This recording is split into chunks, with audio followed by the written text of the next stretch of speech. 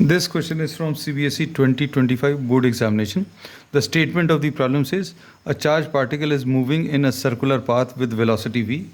Velocity इसकी v दिया हुआ है in a uniform magnetic field B. तो magnetic field this is B. It is made to pass through a sheet of lead and as a consequence it loses one half of its kinetic energy. Suppose the initial kinetic energy Ki, this is written by K, this is half of mv square, and after passing through the lead plate it loses half of its kinetic energy. So the final kinetic energy, अब इसने आधी अपनी loose कर दी तो जो बचेगी that will be the remaining half. So the final kinetic energy will be half of the initial kinetic energy because it is losing half of its kinetic energy in the lead plate. तो ये कितना आ जाएगा, half of initial kinetic energy is half mv square.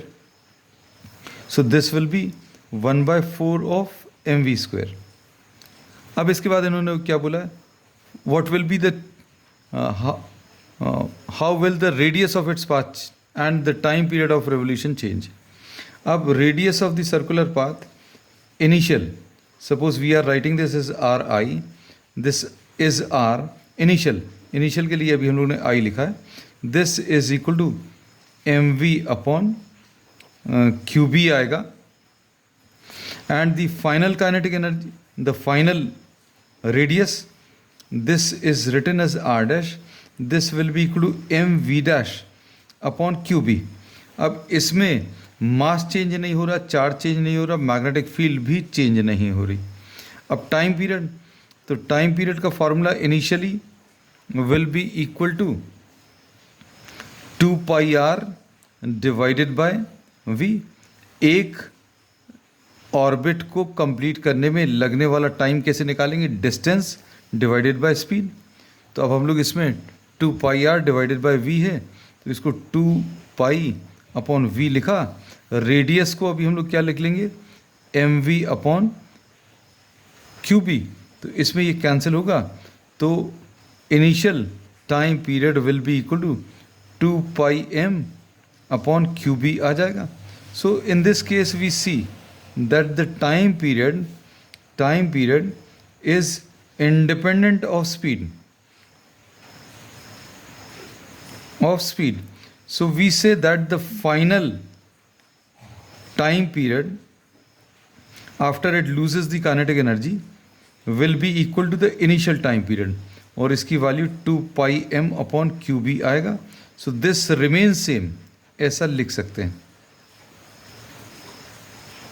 अब radius में change बताना. So this is the answer to the second part. In fact we have solved it initially. अब उसके बाद इन्होंने radius of the circular path पूछा है तो r dash will be equal to m v dash upon Q B. V dash कैसे निकालेंगे. अब final kinetic energy is 1/4 mv square, और इसको हम लोग किसके बराबर, काइनेटिक एनर्जी का formula half m v dash square. Kinetic energy का ये फार्मूला होता है. अब इसे m और m कैंसिल होगा, ये 2 टाइम्स कैंसिल होगा, तो इससे v डैश स्क्वेयर की वैल्यू v स्क्वेयर अपॉन 2 मिलेगा. मतलब final velocity will be initial velocity divided by √2. So what happens to the radius? Radius r dash will be equal to mv dash upon qb. So r dash will be equal to m upon qb. तो ऐसे ही लिखा हुआ है, v dash को v by √2 लिख दिया.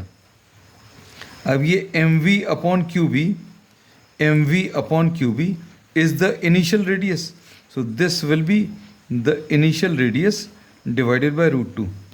So we say that the radius becomes 1/√2 times the initial radius. So final radius is 1/√2 times the initial radius,